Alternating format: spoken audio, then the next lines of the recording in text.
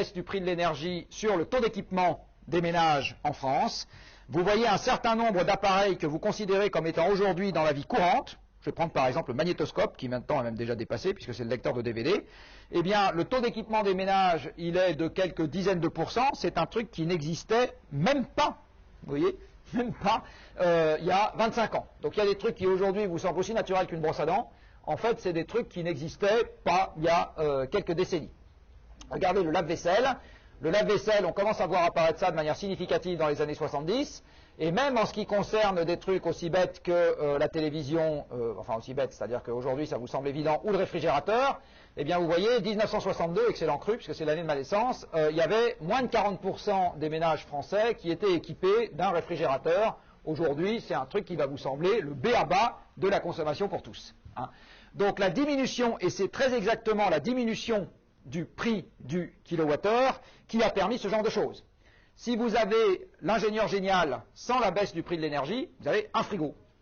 Pour que vous ayez un frigo pour tous, vous devez avoir l'ingénieur génial et la baisse du prix de l'énergie. D'accord ? Si vous avez un ingénieur génial qui bosse à la NASA, vous avez un mec sur la Lune. Le jour où l'énergie ne vaut plus rien du tout, on peut tous aller y faire un tour pour ses 20 ans. Puis ça valait rien du tout. Hein ? Donc ce qui fait la différence entre un objet technologique pour une personne, donc un truc qui vaut très cher, hein, par définition en économie de marché, un truc qui est réservé à un petit nombre, c'est un truc qui vaut très cher. Et un objet pour tout le monde, eh bien la différence entre les deux, c'est le prix de l'énergie le plus souvent, et encore une fois, j'y reviendrai à un certain nombre de reprises dans ce cours. Parlons d'un sujet d'actualité, le prix de l'essence. Voilà ici le prix de la mobilité, c'est-à-dire le prix du carburant, exprimé non pas en euros courants, parce que les euros courants je m'en fiche, les salaires sont aussi courants, donc ça va rien nous dire, mais en minutes de travail. Ça va nous dire quelque chose. Combien de temps je dois travailler pour m'acheter un litre de carburant? Eh bien vous voyez qu'en 1970, avant le premier choc pétrolier, le litre de carburant valait considérablement plus cher qu'aujourd'hui. Considérablement plus cher qu'aujourd'hui. Donc quand les gens, là aussi le journaliste vous dit l'essence n'a jamais coûté aussi cher qu'aujourd'hui, en euros courants c'est vrai, mais enfin sauf période de stagflation, les prix en euros courants ne font que monter, ils n'ont jamais fait que ça, donc voilà. Hein. Par contre, quand vous regardez en minutes de temps de travail, c'est-à-dire en prix ramené au pouvoir d'achat, en affectation budgétaire, là ça n'a jamais coûté aussi peu cher qu'aujourd'hui, sauf la remontée récente. Mais vous voyez que la remontée récente n'efface pas ce qui s'est passé de manière structurelle sur les 35 ans qui viennent de s'écouler. Et avant, ça avait encore été beaucoup plus rapide. Donc, encore une fois, il faut faire très attention quand on regarde les indicateurs qu'on vous propose, pour bien comprendre comment ils ont été bâtis. Il y a un certain nombre d'indicateurs auxquels on fait dire ce qu'ils ne sont pas faits pour dire. Et je vais vous donner tout à l'heure, à la fin de cette deuxième heure, en particulier sur un truc qui est l'alpha et l'oméga des indicateurs macroéconomiques, qui est le PIB, je vous montrerai en quoi ça n'est pas fait pour mesurer le problème qui nous intéresse. C'est fait pour mesurer des tas de trucs, ça a des tas d'avantages, mais pas le problème qui nous intéresse. Alors, la diminution du prix de l'énergie a par exemple permis dans votre vie quotidienne cette chose-là. Alors vous êtes normalement beaucoup plus familier des logarithmes que moi je m'en sers pas très souvent. Vous avez ici en abscisse les années et en ordonnée le nombre de kilomètres quotidiens par personne, c'est une moyenne évidemment, en fonction du mode de transport. Donc vous avez par ici la marche en blanc. Donc vous voyez qu'en 1800, un Français marchait en gros 2 km par personne et par jour. Comme c'était le seul moyen de transport accessible à l'immense majorité des Français, je suis en train de vous dire que le monde de 1800 était un monde extrêmement statique. Hein? Les gens ne prenaient même pas leur cartable pour faire 5 km aller-retour pour aller à l'école tous les jours. C'était même pas ça. D'abord, en 1800, il n'y avait pas beaucoup qui allaient à l'école. Donc les gens étaient extrêmement statiques. Encore une fois, la condition de vie standard du Français d'il y a 2 siècles, c'était d'être paysan, 70% de la population, mais qu'il avait une baraque à sa disposition avec une pièce dans laquelle il vivait dans n'importe quoi entre 2 et 10. Il n'y avait pas de congé payé, il n'en était pas question, il n'y avait pas d'école, voilà, et puis on bossait dans le champ d'à côté. Voilà, c'était ça la condition de vie de l'essentiel de la population française. Il n'y a que dans les récits historiques qui ont été faits par les gens qui savaient écrire que vous avez des nobles, des combats de KPDP, etc. Après est apparu donc le cheval, qui a été le mode de transport des gens qui avaient un peu les moyens, puis est apparu le train. le train a permis à un certain nombre de gens de gagner en mobilité, mais vous voyez que rapporté à l'ensemble de la population française, c'était toujours pas grand-chose. Puis est apparu le cycle, puis est apparue la voiture particulière, alors là on a aussi mis le bus, mais bon, et c'est aux alentours de 1960 que la voiture particulière a supplanté la marche comme mode de transport dominant. C'est très récent, hein. 1960, c'est en gros, enfin 1950 et quelque chose, c'est même pas l'année de naissance d'un certain nombre de gens qui travaillent dans cet établissement, hein. Donc c'est extrêmement récent. Et puis vous voyez derrière l'avion qui est arrivé. Et aujourd'hui, et ça c'est un fait qui est une novation dans l'histoire de l'humanité, c'est la première fois que ça arrive, ça fait quelques dizaines d'années que ça arrive, si je vous paraphrase tout de suite, enfin si je reprends tout de suite cette citation d'un célèbre ingénieur des mines qui était André Giraud, il avait dit en ce qui concerne les hydrocarbures, le pétrole il y a 50 ans il n'y en avait pas et dans 50 ans il n'y en aura plus. Eh bien, il est vraisemblable que cette hiérarchie des modes de transport que nous connaissons aujourd'hui n'est pas quelque chose qui va durer pour l'éternité. C'est assez vraisemblable.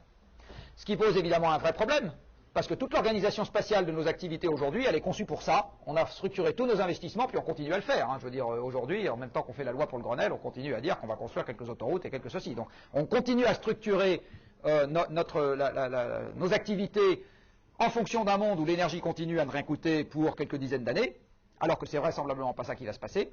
Et c'est bien évidemment ce décalage entre la vision conventionnelle de l'avenir et ce qu'on peut en savoir quand on s'intéresse un peu aux contraintes qui risque de nous poser problème.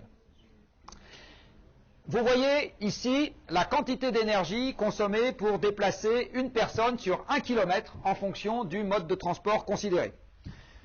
C'est des analyses qui ont été faites, si ma mémoire est bonne, par un monsieur Francis Papon de l'INRETS. Je ne vous ai pas mis la source, c'est un peu essentiel, hein, puis il y a quelques petits calculs que j'ai fait moi.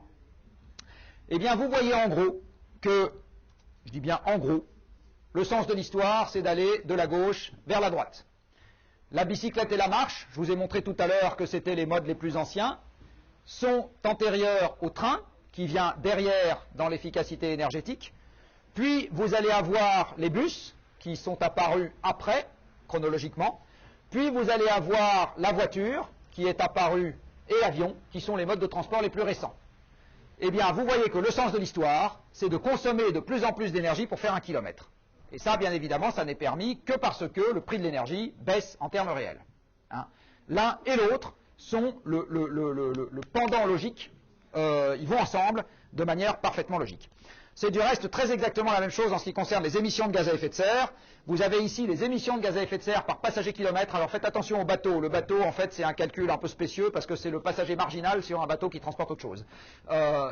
Si vous allez sur le NGV pour aller passer vos vacances en Corse, vous êtes plutôt du côté de l'avion. Mais sinon, pour le reste, c'est quelque chose qui reste vrai.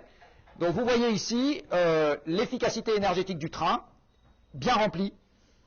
Par exemple, le train français, Cocorico, est nettement supérieur à l'efficacité énergétique du train mal rempli, qui en plus fonctionne, parce que là c'est le CO2, dans un pays dans lequel l'essentiel de l'électricité est faite avec du charbon et du gaz, et une partie des locomotives fonctionnent au diesel. Donc vous avez quand même, ça explique une grosse partie de la différence, mais aussi le taux de remplissage. Et plus vous allez vers la droite, plus vous avez affaire à des moyens de transport modernes, hein. Donc, plus c'est moderne, plus ça émet. Vous avez encore le même genre de conclusion qu'on peut vous proposer avec la masse des voitures. Vous avez ici les émissions. Alors ça correspond à la consommation, parce que c'est très exactement comme ça que c'est fait, au niveau de la règle de calcul.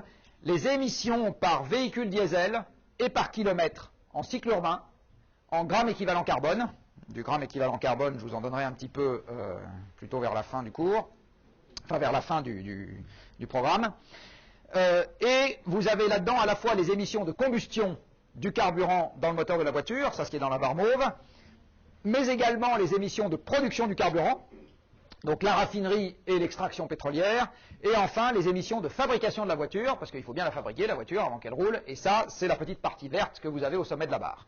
Donc vous avez ici les émissions en cycle urbain par véhicule et par kilomètre. Donc vous voyez qu'entre la micro-voiture de 3 chevaux et le gros machin qui peut monter sur les trottoirs, eh bien vous avez en gros un facteur 3 en ce qui concerne les émissions par kilomètre.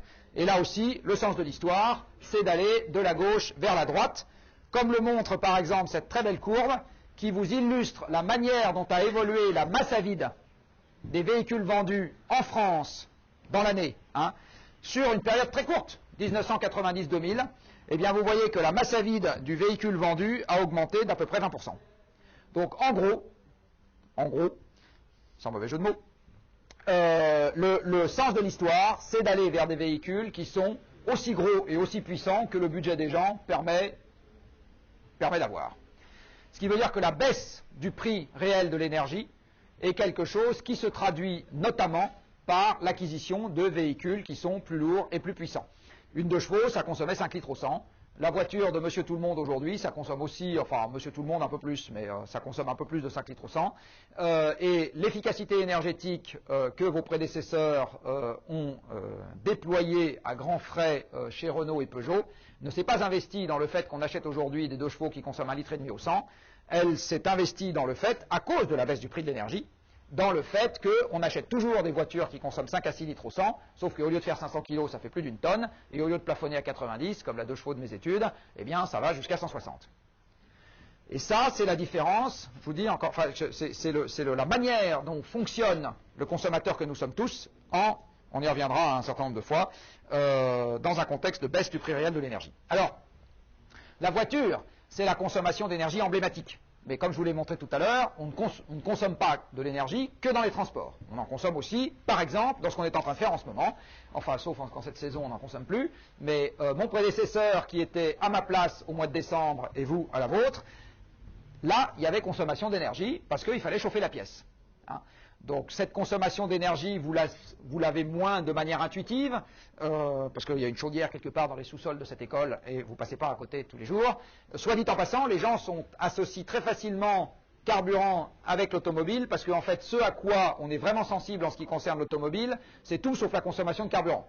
C'est la congestion, c'est le bruit, c'est la pollution locale, c'est le fait que l'andouille qui est devant soi, lui, il n'avait aucune raison de prendre sa voiture alors que nous aussi. Voilà, c'est à ça qu'on est sensible et c'est pour ça que les gens assimilent l'automobile à des tas de nuisances qu'en fait, en ce qui concerne l'énergie et les émissions de CO2, on va retrouver dans des tas d'autres usages, sauf que ces usages, ils sont moins associés à des nuisances quotidiennes pour nous. Maison, quand ça émet du CO2, ça ne fait pas de bruit, ou pas beaucoup, et ça fait peu de pollution locale. Ici, vous avez donc un autre usage. Excusez-moi, je suis en train d'anticiper sur une courbe qui ressemble à ça, qui est le parc de logement. Donc là, c'est pour finir simplement sur l'augmentation du parc de voitures, je reprends à zéro. Donc là, on a juste le nombre de bénéficiaires des voitures, et ce que je voulais vous montrer avant de passer au logement, c'était ça. Vous avez sur cette courbe quelque chose qui est très intéressant, qui est en fonction du PIB par habitant et par an, que vous avez sur cet axe horizontal, et c'est en milliers, donc là vous êtes à 9 000 $ de PIB par personne et par an, là 11 000, là 13 000, etc. La quantité de kilomètres par personne et par an en voiture, en milliers également. Donc là vous êtes à 6 000 km en voiture par personne et par an, 8 000, etc. Eh bien vous voyez qu'à peu près partout dans les pays de l'OCDE, où cette analyse a été faite, quand les gens gagnent plus d'argent, ils se déplacent plus. Et donc ça pose dès à présent la question de savoir si on peut obtenir une baisse de la mobilité motorisée dans un contexte de croissance du PIB, ce n'est pas du tout évident. Or, comme là-dessus, vous allez avoir une contrainte physique, vous voyez qu'on commence à arriver sur le terrain de est-ce que la croissance économique, elle est possible dans un contexte de baisse de la pression physique ou pas, la fameuse dématérialisation. Alors que ce n'est pas évident. Alors là, pardon, j'anticipais sur ce graphique-là, je suis désolé, c'est parce qu'ils se ressemblent. Ici, vous avez donc un deuxième poste de consommation d'énergie très important et un deuxième poste d'émission de CO2 très important, qui est le parc de logement. Donc après cette longue introduction que j'ai faite il y a 3 minutes, comme quoi c'est quelque chose de très important aussi, mais on y est moins sensible dans le langage quotidien, parce qu'encore une fois, il y a moins de nuisances immédiates qui y sont associées. Vous voyez que le parc de logement a doublé en l'espace de une petite trentaine d'années. Évidemment, quand vous avez 2 fois plus de mètres carrés dans les logements, vous avez 2 fois plus de mètres carrés à chauffer. Donc, sauf à ce que l'efficacité thermique des bâtiments est significativement augmentée, vous allez augmenter la quantité d'énergie et les émissions de CO2 associées. Hein. Quelque chose qui est également intéressant en ce qui concerne les bâtiments, c'est de regarder comment évolue la quantité d'énergie qui est nécessaire à leur chauffage et la quantité d'énergie qui est nécessaire à ce qu'on appelle la mobilité quotidienne, c'est-à-dire le fait d'aller au boulot, d'aller déposer les enfants à l'école, d'aller faire ses courses, etc., en fonction du type de logement et du tissu urbain. Donc ici, vous avez les émissions de gaz à effet de serre, mais ça représente la quantité d'énergie fossile consommée, bien évidemment, par personne et par an, selon le type de logement dans lequel il est. Donc là, vous êtes en appartement, là, vous êtes toujours en appartement, et là, vous êtes en pavillon. Là, vous êtes dans Paris, là, vous êtes en petite couronne, et là, vous êtes en grande couronne. Et vous voyez que plus vous allez vers l'habitat pavillonnaire, et plus vous allez vers l'urbanisme étalé, c'est-à-dire l'urbanisme peu dense, et plus les consommations d'énergie et les émissions de CO2 associées à la vie quotidienne augmentent. Et là aussi, le sens de l'histoire, c'est de faire ça. L'étalement urbain est quelque chose qui est permis par la baisse du prix réel de l'énergie. S'il n'y avait pas de baisse du prix réel de l'énergie, il n'y aurait pas d'étalement urbain. Deux éléments pour vous le montrer. Le premier, le voici. Ici, vous avez la quantité d'énergie. Alors là, on va revenir à des tonnes équivalent pétrole. En tonnes équivalent pétrole par personne et par an pour la consommation en transport quotidien, c'est hors avion. Et ici, vous avez la densité d'habitants à l'hectare de l'agglomération considérée. Donc vous voyez par exemple, Moscou a une densité d'habitants à l'hectare qui est d'environ 120. Donc il y a 120 habitants à l'hectare en moyenne dans Moscou. Et une quantité, alors ça c'était en 1989, depuis ça a un peu augmenté, pas beaucoup, d'énergie consommée dans les transports, qui était de 0,1 TEP ou un truc comme ça, donc pas grand-chose. Après vous avez Tokyo, un peu plus, etc. Ici vous avez les villes européennes en tiers groupés, vous voyez, qui sont aux alentours de 50 à 100 habitants à l'hectare, plutôt 50, Vienne est très nettement supérieure. Et vous avez, on va dire, 0,25 TEP en ordre de grandeur pour assurer la mobilité quotidienne. Et puis ici, vous avez les villes américaines qui se sont constituées, qui se sont construites dans un pays dans lequel l'énergie ne valait rien. Vous connaissez peut-être cette blague qui dit le prix de l'essence aux États-Unis et en France c'est le même, sauf que chez eux c'est en gallons. Bon. Dès que le gallon ça vaut 4 litres à peu près. Donc les villes américaines se sont construites dans des endroits où l'énergie ne valait rien. Donc on a donné la priorité à l'espace. On a fait pour de vrai les villes à la campagne, hein. Les banlieues c'est exactement ça, c'est les villes à la campagne. Simplement on a fait un tissu qui est extrêmement énergivore pour assurer sa vie quotidienne. Donc le sens de l'histoire, vous l'avez là, hein, les villes européennes plus anciennes que les villes américaines, et ici vous consommez moins d'énergie pour assurer la mobilité quotidienne que là. Il faut se rappeler de ce que c'est qu'une ville. Qu'est-ce que c'est qu'une ville? Un lieu d'échange. C'est à ça que ça sert une ville, hein. Donc l'urbanisme aux temps anciens, à l'époque où l'énergie était rare et chère, s'est constitué autour de lieux d'échange où il fallait pas beaucoup se déplacer parce que l'énergie était rare et chère, donc tout ce qu'on avait à sa disposition c'était la force de ses mollets et quand on était très riche un cheval. Donc les villes européennes anciennes, les cœurs de ville sont tous tassés les uns sur les autres, enfin les gens sont tassés les uns sur les autres. Vous allez dans n'importe quel village ancien de n'importe quel pays européen, la physique a fait que c'est compact. Vous allez dans n'importe quelle ville américaine qui s'est constituée à un moment où l'énergie valait pas cher, c'est étalé. C'est un déterminant structurel qui explique la différence entre les deux, qui est le prix de l'énergie. Alors regardez par exemple pour la France. La carte de gauche vous donne la France de 1936, donc juste avant la Seconde Guerre mondiale, pour à peu près 40 millions d'habitants. La France de droite vous donne l'État en l'an 2000 pour à peu près 60 millions d'habitants. Vous constatez que les villes existantes se sont considérablement étalées et que, entre-temps, les noyaux urbains qui étaient interstitiels dans mon image de gauche ont quasiment disparu. Donc, aux temps anciens, l'optimisation urbaine qui était apparue, à l'époque où l'énergie était rare et chère, on avait quand même besoin de lieux d'échange, c'était que, ou bien vous étiez dans le lieu d'échange, la ville, et à ce moment vous étiez entassés les uns sur les autres, et puis comme on ne pouvait pas parcourir de grandes distances, les villes étaient plantées de manière régulière, les villes et les villages. Les villages sont aussi des lieux d'échange. Le village est structuré autour de la place de marché, hein. Et les gens qui n'étaient pas dans les lieux d'échange, c'est-à-dire à la campagne, ils étaient en quasi-autarcie. Donc ou bien vous vouliez l'échange et vous étiez entassés, ou bien vous vouliez de l'espace et vous aviez l'autarcie. Je schématise, mais c'était à peu près comme ça. Et aujourd'hui, avec l'énergie abondante, on a fait un corps intermédiaire qui est l'échange avec l'espace. Et ça s'appelle la banlieue. Ce truc-là repose sur l'énergie à bas prix. Donc ce que je suis en train de vous annoncer, c'est que l'avenir économique de la banlieue pavillonnaire de grandes villes aujourd'hui, je suis extrêmement perplexe sur ce que ça va être. Quand le prix de l'énergie va commencer à partir à la hausse pour de bon, je pense que c'est des tissus urbains dans lesquels on se prépare des choses pas drôles sur le plan social. Parce qu'encore une fois, le fondamental physique qui est derrière, c'est ou bien vous voulez de l'espace pour vos activités productives, de la forêt, de l'agriculture, etc. Et à ce moment, vous êtes à la campagne, mais vous n'êtes pas dans l'échange. Ou bien vous êtes dans l'échange, et à ce moment, vous n'avez pas d'espace. Alors les réseaux d'information changent un peu cette donne, c'est évident. Il n'empêche que vous ne faites pas de pousser du blé avec des réseaux d'information. Donc il va quand même, et vous ne transportez pas le blé avec des réseaux d'information. Les réseaux d'information, vous transportez des kilobits, mais pas du blé. Donc il va rester quand même quelque chose, encore une fois, de cette contrainte physique. Et ça pose vraiment la question de savoir comment est-ce que l'urbanisme actuel, qu'on mettrait 50 à 100 ans à changer, va réagir face à la contrainte dont je vais vous parler dans les modules qui vont suivre. Voilà encore une pratique qui a été fondamentalement modifiée par l'énergie abondante, c'est les pratiques touristiques. Alors ça, c'est des petits calculs de coin de table que je me suis amusé, enfin si l'on peut dire, à faire à mes heures perdues, dans lesquels j'ai regardé les émissions de gaz à effet de serre en kilos équivalent carbone, mais rappelez-vous qu'un kilo équivalent carbone, c'est pas très loin d'être un kilo d'hydrocarbures, la correspondance de 1 pour 1 n'est pas complètement fausse, en fonction de la pratique touristique pour une famille de 4 personnes. Alors vous pouvez partir faire du camping en voiture, quand même, pas trop n'en faut. Vous achetez une tente, et puis une fois que vous êtes autour de la tente, vous navigotez un petit peu en voiture de temps en temps. Voilà, là vous êtes là, évidemment, plus les vacances sont longues, plus vous avez naviguté en voiture, donc ça augmente un peu les émissions. Vous pouvez vouloir un peu plus de confort, donc vous n'achetez pas une tente, vous achetez une caravane, bah là, crac, vous allez consommer plus d'énergie, parce que d'abord il faut la tirer.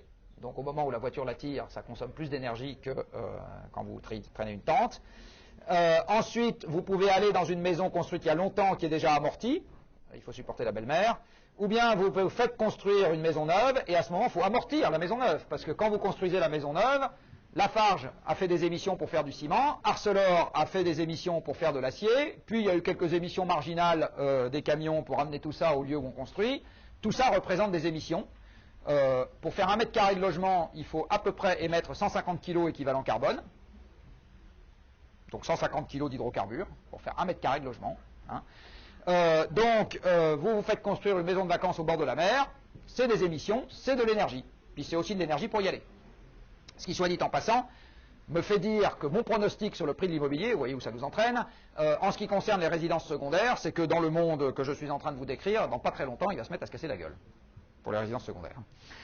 Revenons à nos moutons. Donc vous avez ici des émissions qui augmentent fortement en fonction de la durée d'occupation, puisque une fois que vous avez un bien et que vous l'amortissez sur son usage, bah, plus vous l'utilisez, en gros par unité d'utilisation, c'est là que vous avez vos émissions, et plus vous l'occupez longtemps, et plus vos émissions sont importantes.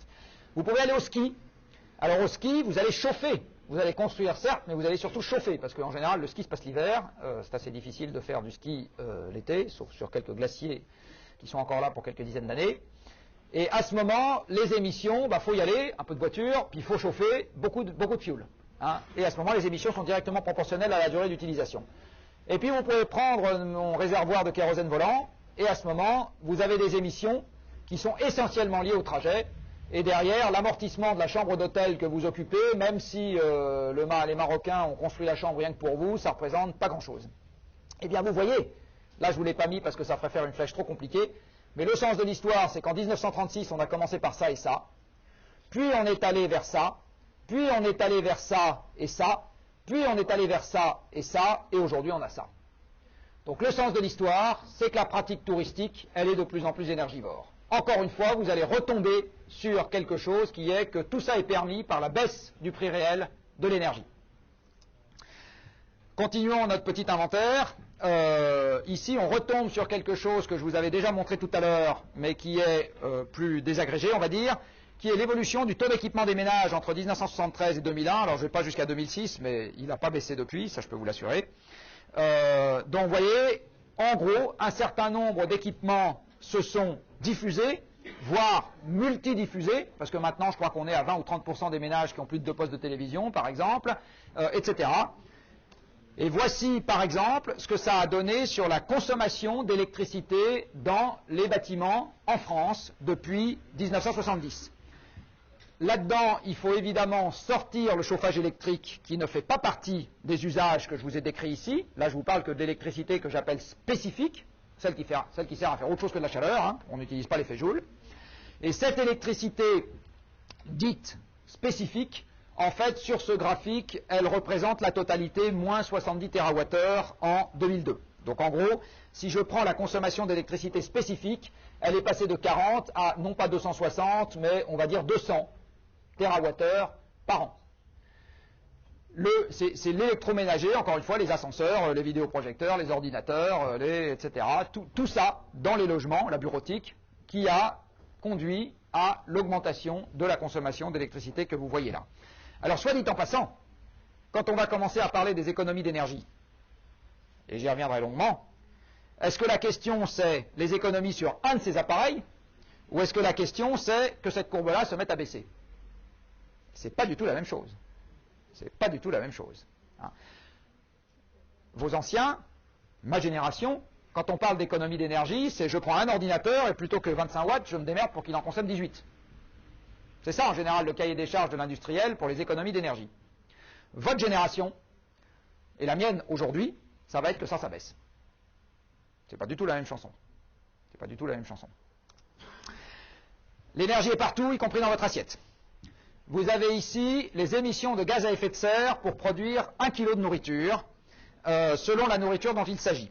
Alors, vous avez 3 gaz à effet de serre, je vous en parlerai beaucoup plus longuement quand on abordera le climat, qui comptent dans cette affaire. Le CO2, provenant des combustibles fossiles, mais pas seulement. Vous avez aussi du méthane et du protoxyde d'azote. Le méthane et le protoxyde d'azote ne nous intéressent pas aujourd'hui. On va juste s'intéresser au CO2, c'est-à-dire les hydrocarbures qui sont à l'origine de la production agricole. Eh bien, pour faire 1 kg de bœuf, il vous faut 1 kg d'hydrocarbures. Où sont-ils? Parce que quand vous reniflez un steak, en général, ça sent pas trop le pétrole. Enfin, si ça sent le pétrole, je vous conseille de ne pas le manger. Où sont-ils, ces hydrocarbures? Eh bien, la moitié à peu près sont dans les engrais azotés qui ont été utilisés pour faire pousser la matière végétale dont on a nourri le bovin. Quand vous passez devant un champ de maïs, l'essentiel de ce maïs ne va pas finir en épis, rôti, et vendu devant le jardin du Luxembourg en hiver. C'est pas comme ça qu'il finit le maïs, il finit en ensilage pour nourrir des bovins.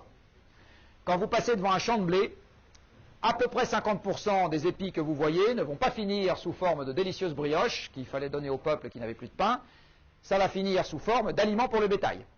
Donc l'essentiel de la production agricole et de la surface agricole française est affecté à nourrir du bétail qu'on va manger derrière.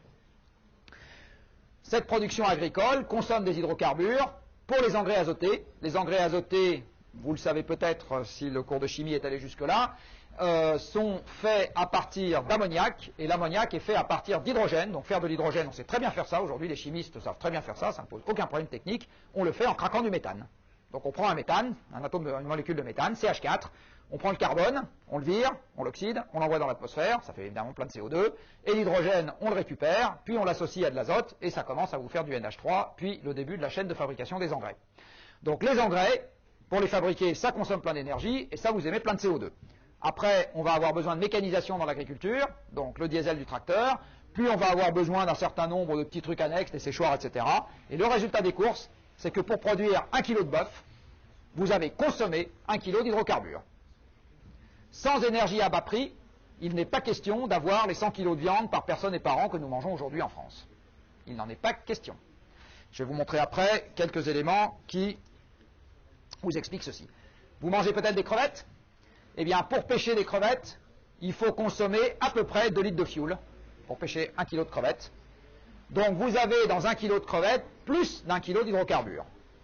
Ceci explique cela, c'est pour ça que les pêcheurs aujourd'hui vous expliquent que le prix du fioul qui augmente, ou du diesel, c'est la même chose, les prend à la gorge. Certes, c'est pas fini. C'est pas fini. Hein? Donc vous avez encore une fois des hydrocarbures absolument partout. Dans le thon, c'est pareil. Le thon, c'est des thoniers. Les thoniers pêchent le thon à la Seine, SE2NE, hein, pas le fleuve. Et il faut à peu près 1 litre de fioul pour pêcher 1 kg de thon.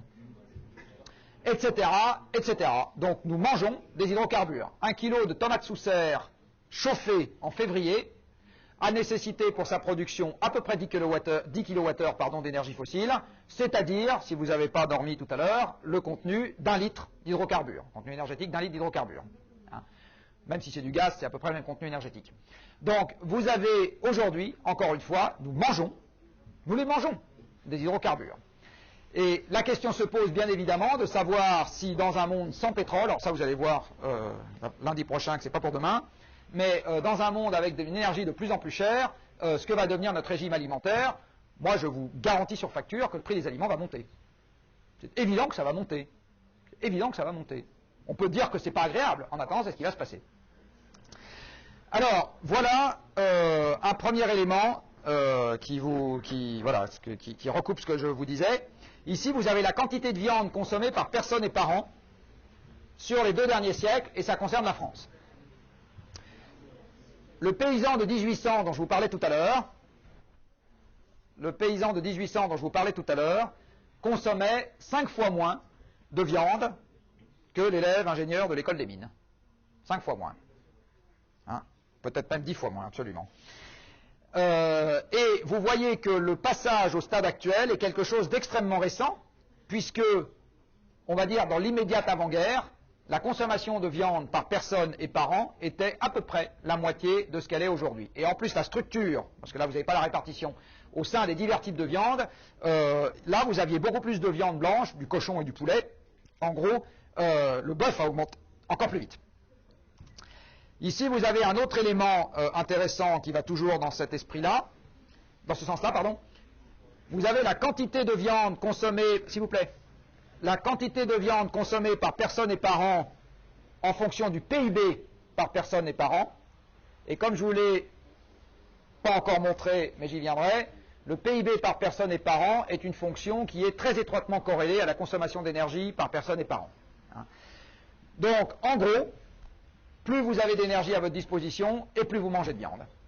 Donc dans un monde dans lequel la consommation d'énergie va être contrainte, il est assez vraisemblable que le régime alimentaire va être modifié. Voilà, je ne pense pas que ce soit un drame, mais c'est intéressant de le savoir. La nourriture coûterait de plus en plus cher. Eh bien non, elle coûte de moins en moins cher. Vous avez ici la part du budget des ménages consacré à l'alimentation aux États-Unis. Je suis désolé, je n'ai pas trouvé la même série pour la France, mais je suis prêt à parier là aussi qu'elle va exactement dans le même sens, parce que les statistiques sont plus faciles à trouver dans les ministères américains que dans les ministères français. Vous passez-moi l'expression, c'est un vrai bazar pour trouver des séries longues. Si quelqu'un, du reste je suis preneur pour la prochaine fois, si quelqu'un a le temps, de la série longue sur la part de l'alimentation dans le budget des ménages en France, parce que si vous allez sur le site de l'INSEE et que vous tapez cette requête, il vous sort tout sauf ça.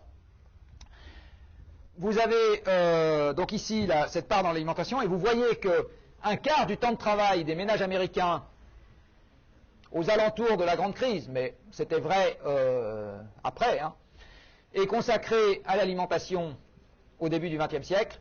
Aujourd'hui, on est à 10%. À cette époque-là, vous aviez quelques pourcents consacrés à la restauration hors domicile.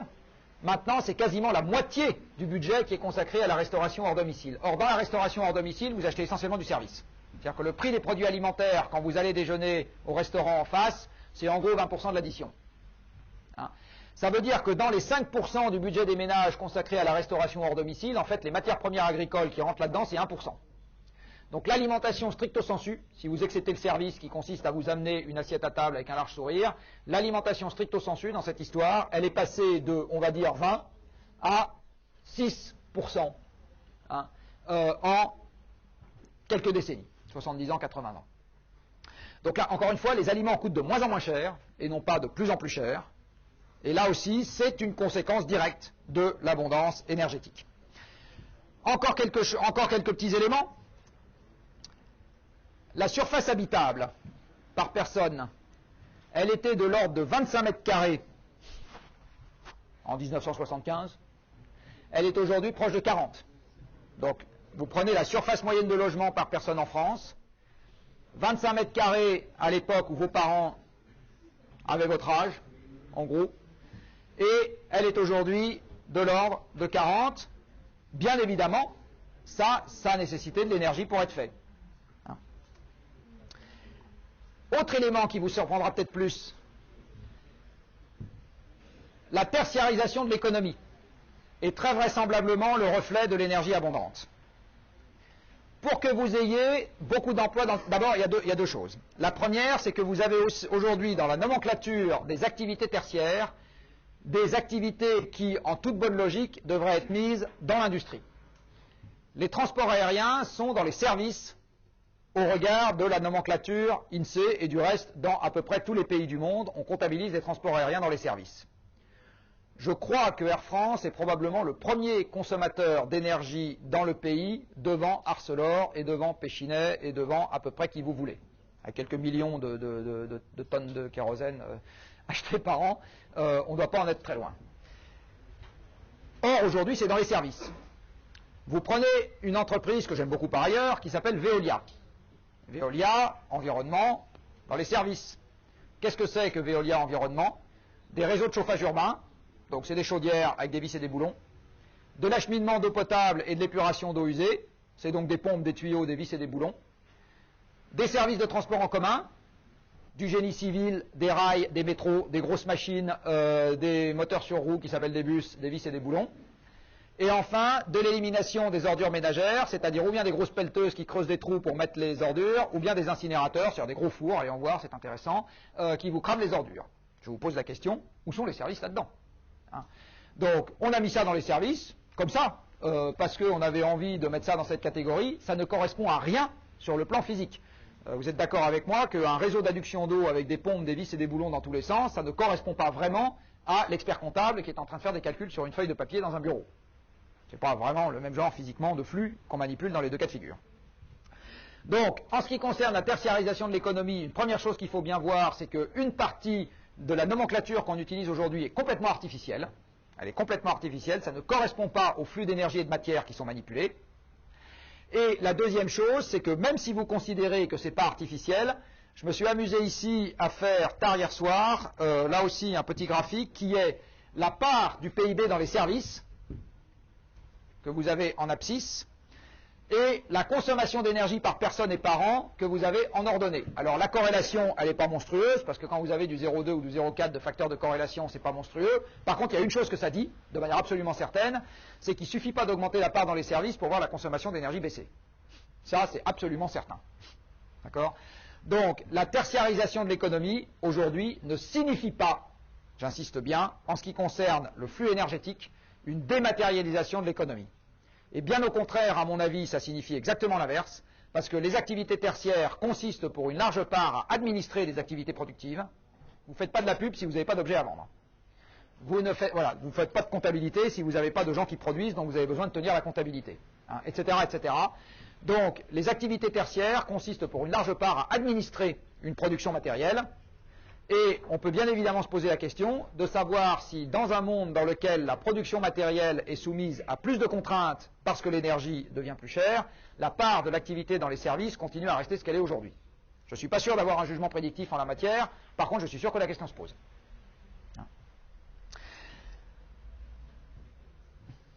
Je ne vous le souhaite pas, mais peut-être que certains d'entre vous divorceront. Le divorce est un luxe de pays énergivores. Le divorce est un luxe de pays énergivores. Divorcer, ça augmente les surfaces de logement, chauffées. Ça augmente la transhumance des enfants entre les deux logements. Et si vous voulez que ça se passe dans de bonnes conditions, il ne faut pas qu'ils mettent 3 mois avec leur baluchon sur le dos pour le faire. Donc ça augmente la quantité d'énergie consommée. Ça double l'achat d'un certain nombre d'objets. Par exemple, vous avez besoin de 2 lits, vous avez besoin, etc. Vous savez que la majeure partie des acquisitions et des infrastructures sont dimensionnées en fonction de leur usage de pointe et non pas en fonction de leur usage moyen. Donc il suffit que vous ayez quelqu'un qui vienne dormir une fois par an chez vous et vous avez besoin d'une chambre, d'un lit, etc. En fait, tout un tas de trucs qui ont consommé de l'énergie. Regardez quels sont les pays dans lesquels on divorce. Ce n'est pas spécialement les pays dans lesquels la consommation d'énergie est basse. Pas spécialement. Donc un certain nombre de choses, encore une fois, qu'aujourd'hui vous considérez comme des acquis sociaux indépendants de la consommation matérielle, sont en fait étroitement liés à quelque chose de très particulier qui s'appelle la consommation d'énergie. C'est vraiment un fait structurant des sociétés modernes. Alors maintenant, je vais vous faire un tout petit cours d'économie, avant celui auquel vous aurez peut-être droit dans un autre contexte, ou auquel vous avez peut-être déjà eu droit dans un autre contexte. Je vais vous expliquer pourquoi on peut très bien avoir le PIB qui augmente alors qu'on va aux emmerdements. Le PIB n'est pas fait pour voir qu'on va aux emmerdements. Peut-être qu'on y va, peut-être qu'on n'y va pas. Mais en tout cas, la seule chose qui ne nous dit pas si on y va ou si on n'y va pas, c'est le PIB. Qui d'entre vous a déjà eu un cours de macroéconomie? Personne. Donc on va commencer par ça. Vous compreniez bien. vous avez en macroéconomie un indicateur qu'on appelle le produit intérieur brut, qui, très schématiquement, représente la somme de ce que vous avez payé aux agents économiques d'un pays pour obtenir une production finale. Donc en gros, le produit intérieur brut, c'est à la fois la valeur de la production disponible pour un usage, ce qu'on appelle un usage final, une table, une chaise, un ordinateur, un bout de viande, non pas de viande, il ne faut pas en parler, pardon, un plat de lentilles prêt à être consommé, etc. Et ça correspond, parce que ça boucle, très exactement à ce que vous avez payé à tous les agents économiques le long de la chaîne pour avoir ces produits ou services à votre disposition. C'est exactement la même chose. Si vous avez un peu de temps, ça ne comptera pas dans la note, mais je vous conseille de le lire parce que ça comptera dans votre vie future. Achetez-vous un petit bouquin d'un monsieur Pierre Rioux qui s'appelle La comptabilité nationale. Vous pouvez lire quelques chapitres de ce truc-là aux toilettes de temps en temps, et je vous assure que ça vous permettra de lire le journal avec un autre œil, là aussi de temps en temps. Toujours pour rester dans le politiquement incorrect, je pense que vous n'avez pas un député sur 10 qui parle du PIB en sachant ce que c'est. Vous pouvez être très loin. Voilà, donc c'est la somme de ce que vous avez payé à des êtres humains, le PIB. D'accord? Ce sont donc des salaires et des rentes, en première approximation. C'est tout. Alors maintenant, je vais vous parler de la manière dont la physique se passe. Avant l'apparition de l'homme, vous avez une Terre, qui est ce qu'elle est, avec beaucoup d'océans, c'est pour ça qu'il y a beaucoup de bleu. Et puis vous avez des stocks naturels renouvelables et non renouvelables. Alors dans les stocks naturels renouvelables, vous avez des chênes, des lapins, quelques virus, enfin un certain nombre de ressources naturelles qui sont renouvelables. Et puis vous avez des ressources qui sont non renouvelables, ou du moins non renouvelables à l'échelle des temps historiques. Là-dedans vous avez des minerais. La dotation de la Terre en minerais de fer, elle est ce qu'elle est. Le fer est apparu dans la génération d'étoiles qui a précédé le Soleil, et ma foi, on ne va pas beaucoup augmenter le nombre de noyaux de fer sur la planète une fois qu'on y est. Hein. C'est vrai pour n'importe quel élément d'une manière générale. Donc vous avez des minerais, et vous avez des hydrocarbures. C'est sur les hydrocarbures que portera le prochain cours, mais d'ores et déjà, je peux vous dire que la durée de formation des hydrocarbures à partir de la matière vivante, c'est quelques dizaines de millions d'années. Donc aux échelles de temps qui nous intéressent, on peut considérer que le stock n'est pas renouvelable. Hein. Donc vous avez des stocks renouvelables et des stocks non renouvelables. Apparaissent les hommes qui vont prendre une partie des stocks renouvelables. Alors là, j'ai rien mis parce qu'on considère qu'au début, notre activité est toute petite. Donc, ce qu'on prend dans les stocks non renouvelables, c'est tellement petit que c'est même pas la peine d'en parler. De reste, ce qu'on prend dans les stocks non renouvelables, c'est aussi tellement petit que c'est pas la peine d'en parler. Et ça va être notre drame de siècles plus tard.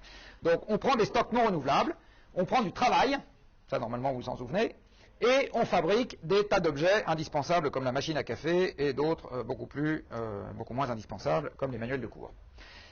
Une partie de la production va en fait servir à augmenter la production future. C'est ce qu'on appelle du capital.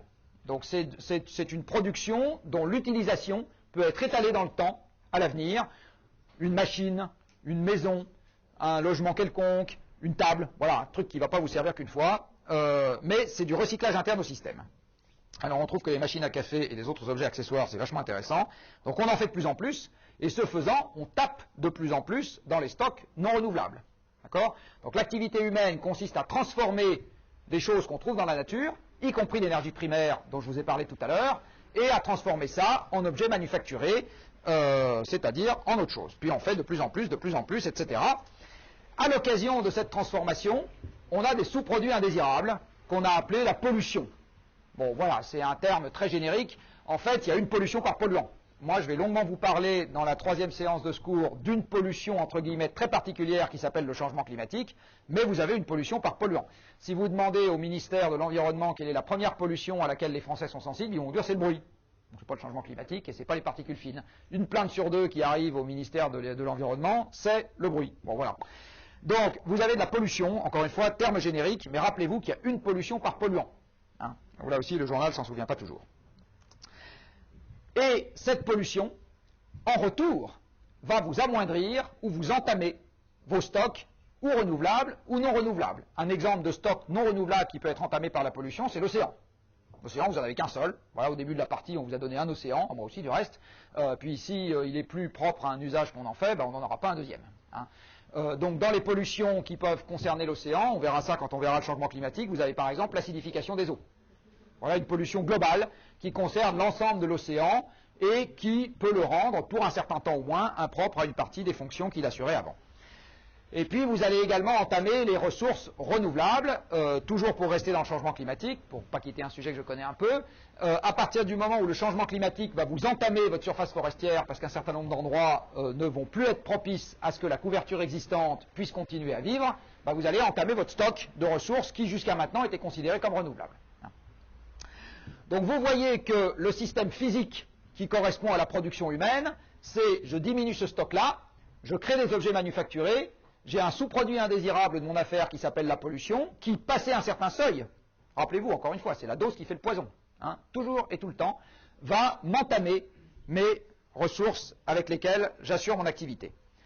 Si vous avez une comptabilité que je pourrais qualifier de normale dans ce genre de cas de figure, eh bien vous allez vous dire, il faut que je tienne compte, à chaque fois que je crée un objet manufacturé, de la diminution de mon stock ici. Si vous avez une entreprise qui fabrique des boulons avec de l'acier, et que vous lui donnez un stock d'acier au début de la partie en disant il n'y en aura pas plus, eh bien vous voyez bien que cette entreprise, elle doit surveiller son stock d'acier, et il y a un moment où plus de boulons tout de suite signifie qu'elle en fera moins demain. Hein? Eh bien nous, c'est pas comme ça qu'on a compté. Nous, on a compté ce fameux PIB qui ne compte que ça. Le PIB, c'est, comme je vous le disais tout à l'heure, le prix des agents humains qui ont permis à la production de prendre place. C'est donc un empilement de fiches de paye et de dividendes. C'est ça le PIB. C'est plus quelques bricoles, les intérêts payés aux banquiers, enfin bon bref, c'est un empilement de fiches de paye et de dividendes. Ça ne compte donc que le flux qui a permis de transformer mon stock naturel en stock de produits manufacturés. C'est juste ça que ça compte. Pour ceux d'entre vous qui ont des relations, qui travaillent dans le monde de l'entreprise, c'est exactement comme si pour compter l'état de la planète, ou pour figurer l'état d'une entreprise, on se contentait de regarder le montant des fiches de paye. Il y a un certain nombre de cas de figure dans lesquels la hausse de la masse salariale ne signifie pas que l'entreprise va de mieux en mieux. Ça peut très bien signifier qu'elle va de plus en plus mal. Et que c'est précisément ça qui la conduira à sa faillite. Donc ce qu'il aurait fallu faire dans un système normal, c'est de compter ça en plus et ça en moins. Et là, on aurait eu un résultat net.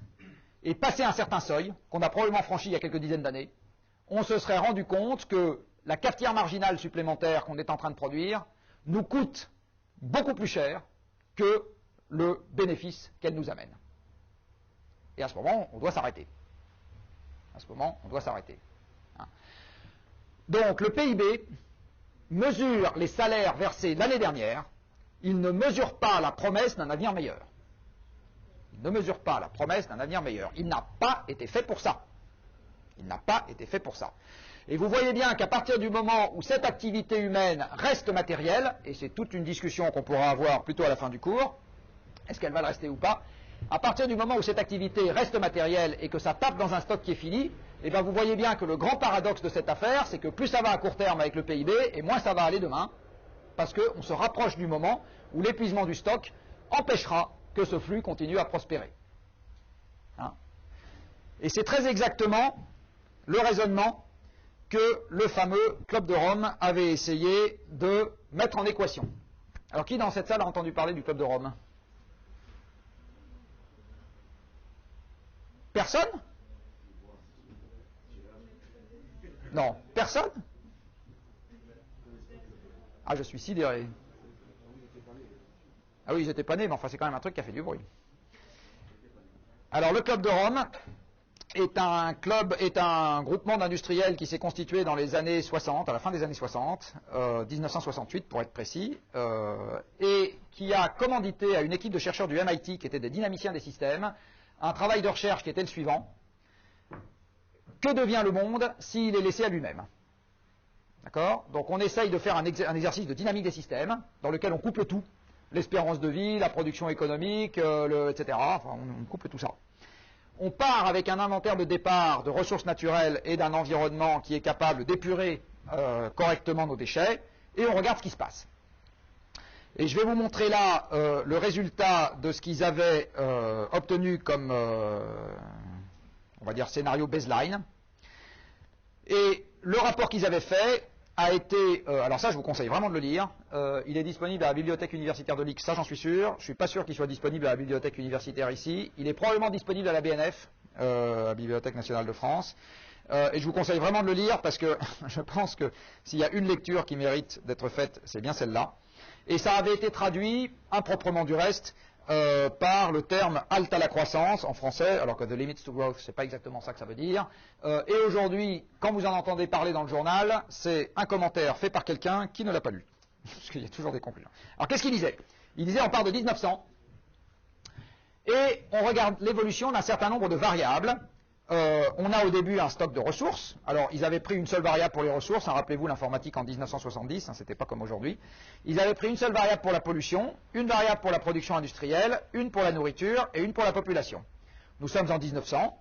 Et entre 1900 et 1970, date du rapport, 1972, la population augmente, la nourriture augmente, la production industrielle augmente, et puis vous voyez, grosso modo, la pollution augmente pas beaucoup, et on ne peut pas dire qu'on est vraiment tapé de manière méchante dans les ressources naturelles. Et puis, on continue après la date du rapport. Un certain nombre de gens qui ont entendu parler de ce rapport en parlent aujourd'hui en disant ils n'ont rien compris, ils avaient prédit la fin du monde pour l'an 2000. Alors regardons ce qu'ils avaient prédit pour l'an 2000. Ils avaient prédit que la population, la nourriture et la production industrielle allaient continuer d'augmenter, que les ressources allaient être un peu entamées, et puis que la pollution allait un peu augmenter. Ils n'ont absolument pas prévu la fin du monde pour l'an 2000, ni la fin du pétrole pour l'an 2000, ni la fin de quoi que ce soit pour l'an 2000. C'est après que les choses commencent à se gâter. Parce que, sous l'effet de la diminution conjuguée, enfin de l'effet conjugué, pardon, de la diminution des ressources et de l'augmentation de la pollution, et c'est très exactement comme ça que se présente le couple énergie-climat, très exactement comme ça qu'il se présente, eh bien, le système commence à s'effondrer parce que les bases naturelles qui nous permettent de l'alimenter sont trop minées, mitées, pleines de trous, comme le gruyère, pour que notre activité puisse continuer à prospérer. Dans un monde dans lequel la fraction d'oxygène dans l'air n'est pas de 20%, mais de 10%, il n'y a pas de PIB. Dans un monde dans lequel la Côte d'Azur n'existe pas, il n'y a pas de PIB sur la Côte d'Azur. Dans un monde dans lequel les sols français sont remplacés par du granit, il n'y a pas d'agriculture, et donc il n'y a pas le reste du PIB, parce qu'on crève tous de faim. Donc, toutes les ressources naturelles qui permettent à l'activité humaine de prendre place, et dans un monde dans lequel il n'y a plus de germanium et de gallium et de je sais pas quoi, vous ne devenez pas ingénieur électronicien. Hein. Donc, toutes les ressources naturelles qui nous permettent de fonder nos activités ne sont pas dans la comptabilité macroéconomique dont nous nous sommes dotés. Elles n'y sont pas. Donc ce n'est pas la peine de faire dire à cette comptabilité ce qu'elle ne dit pas. Elles n'y sont pas. Par contre, il est absolument évident qu'elles sont indispensables à l'existence de l'activité qu'on compte par ailleurs. Hein, elles sont absolument indispensables. Et ce que disait le rapport du Club de Rome, c'est que si on attend que ce soit le manque de ressources ou d'un environnement prospère qui entame le PIB, alors on est très loin dans la dégradation du système, et beaucoup trop loin pour être capable de mener les investissements structurants qui auraient justement permis, avec 20, 30, 40 ou 50 ans de préavis, d'éviter le genre d'ennui. Voilà. Donc aujourd'hui, on est déjà très avancé dans cette évolution.